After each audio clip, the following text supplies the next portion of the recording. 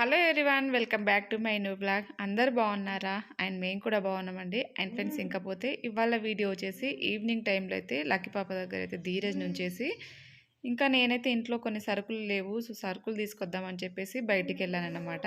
And వీడియోకి అయితే end వరకు చూసి ఒక లైక్ చేసుకొని సబ్స్క్రైబ్ చేసుకోండి.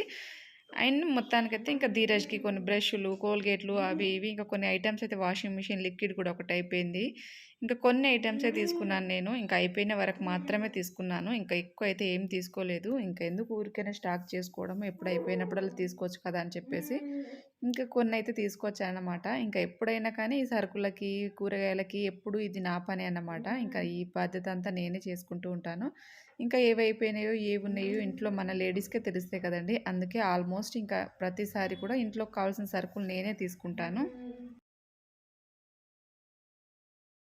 ఫైనల్గా అయితే ఇగో సరుకులు, ఇంట్లో కావాల్సిన కూరగాయలు అన్నీ తెచ్చేసిన. ధీరజ్ అన్నీ సర్దుతూ ఉన్నాడు.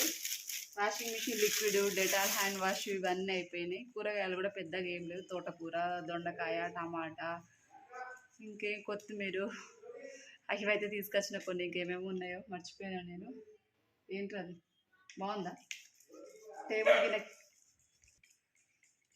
గిన్నె క్లీన్ చేయడానికి అది ఒకటి స్ప్రే, అది ఖరాబ్ అయింది ఆల్రెడీ, ఇట్లాంటిది అని ఇంకోటి తెచ్చిన. ఎద్దిరా చూద్దాం, బాగుంది అది.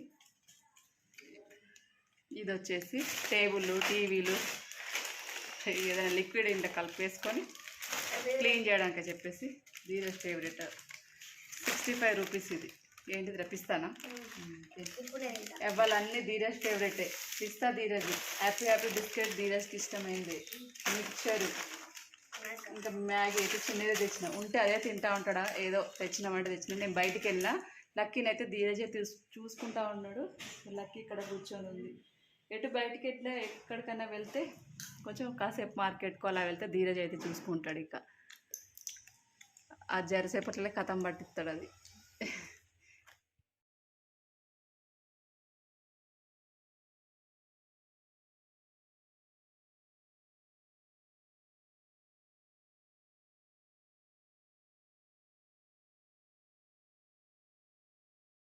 ఏమేమి ఉన్నాయో అన్నీ, హిట్ ఒకటి, బిల్లు, ఇంకా ఎమర్జెన్సీగా కొన్ని అవసరం ఉన్నాయో తీసుకున్నా. పెద్దగా ఏం షాపింగ్ చేయలే. దీనికే 1237 ఎంతో బిల్ అయింది. బిల్ ఏదిరా, చెక్ చేయాలి కదా అన్నీ. ఎంత అయింది బిల్లు? 1237 రూపీస్. అవసరం ఉన్నాయి కొన్ని మాత్రమే తెచ్చిన. ఇంకా దొడ్డుప్పు ఒకటి అయిపోయింది. దొడ్డుప్పు అయితే తెచ్చిన. సన్నపప్పు ఉంది కానీ దొడ్డుప్పు లేదు.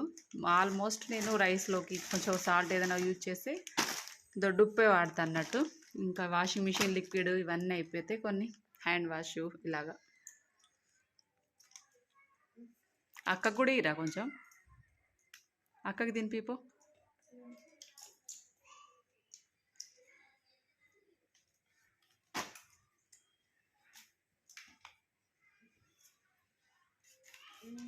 బాగున్నాయి టేస్ట్, ఉప్పు ఉప్పుగా, కారం కారంగా మంచిగా ఉంటాయి. పిస్తా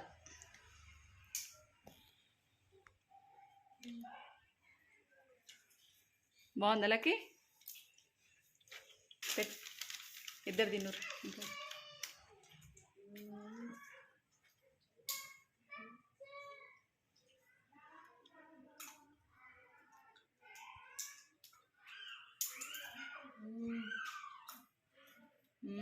టేస్టీయా? టీవీ కనిపిస్తలేదట.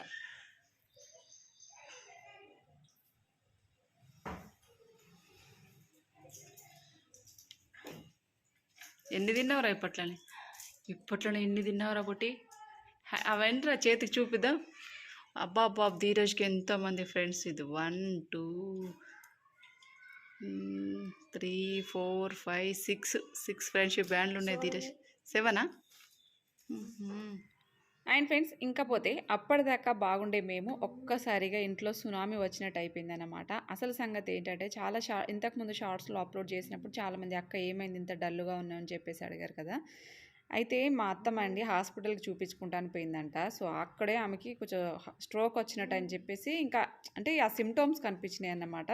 ఇంకా కనిపించినాయి. ఇంకా ఈసీజీ తీసిన వెంటనే ఇమీడియట్లీగా హాస్పిటల్కి తీసుకెళ్ళాలంటే ఇంకా మా వారు, ఇంకా మా బావ అందరైతే ఇంకా కరీంనగర్కి అయితే తీసుకెళ్లారనమాట. ఇంకా అక్కడ వెళ్ళి ఇవన్నీ స్కానింగ్ చేసే వరకు ఇంకా హార్ట్కి వెళ్ళేది బ్లాక్ అయిందంట. ఇంకా అవన్నీ కూడా సర్జరీ చేయాలని చెప్తే ఇంకా అప్పటికప్పుడైతే ఇంకా సర్జరీ చేశారన్నమాట.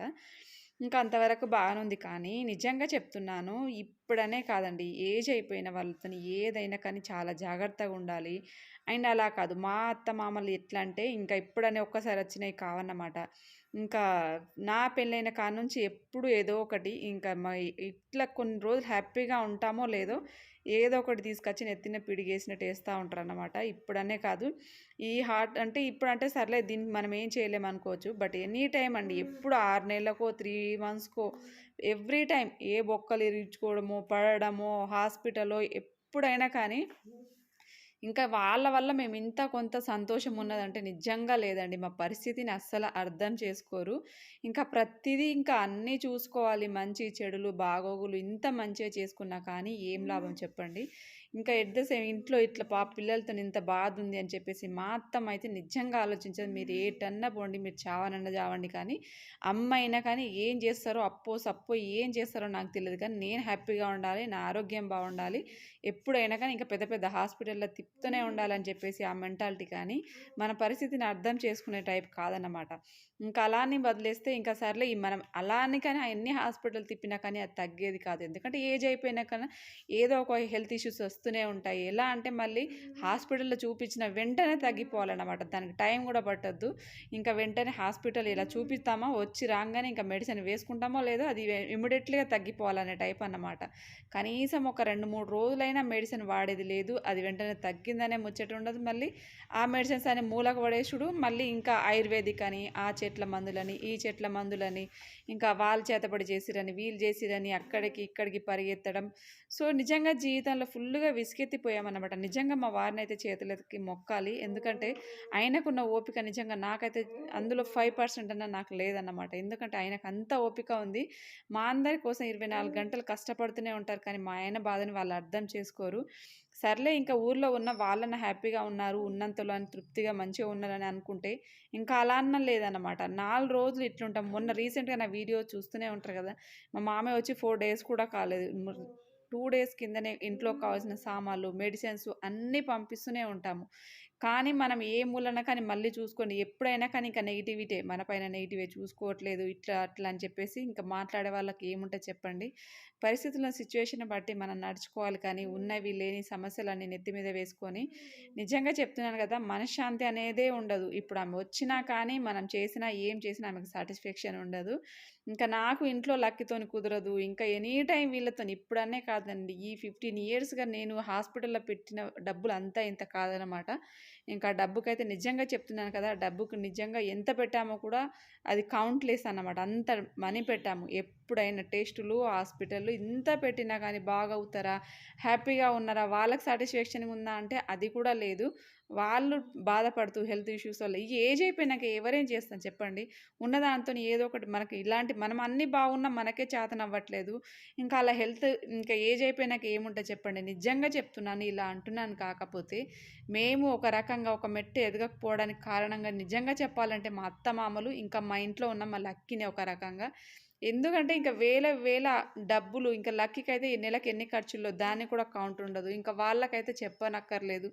ఏమన్నా వాళ్ళు ఒక రెంట్ కట్టట్లేదు కావచ్చు ఊర్లో, ప్రతిదీ ఇంకా అన్ని ఐటమ్స్ ఏదన్నా ఏ టు జెడ్ అన్నీ పంపిస్తూనే ఉంటాము.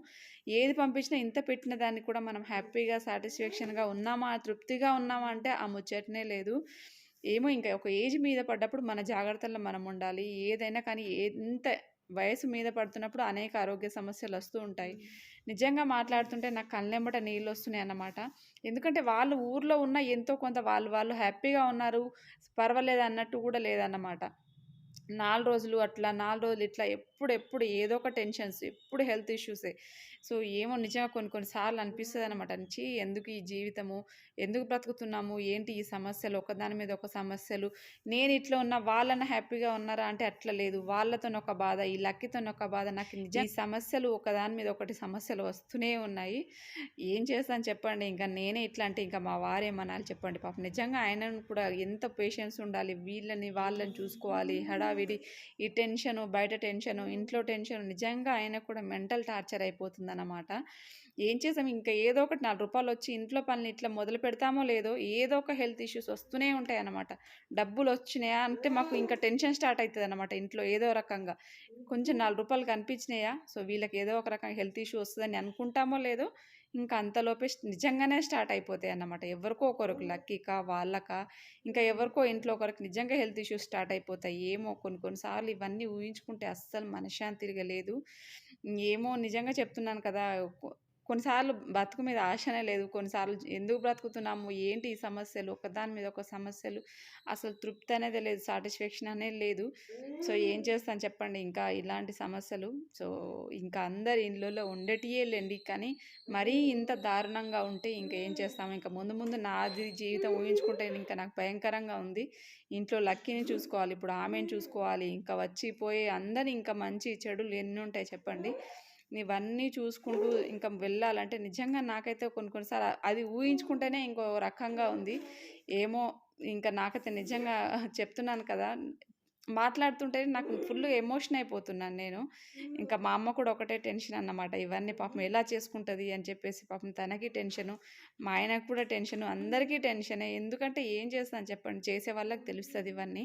మాట్లాడుకునే వాళ్ళకి ఏముందండి 100 మాట్లాడుకుంటారు. సో, మీరందరూ అడిగారని మీ అందరితోని షేర్ చేసుకున్నాను. అంతేనండి. మీరే నా ఫ్యామిలీ మెంబర్స్ కదా!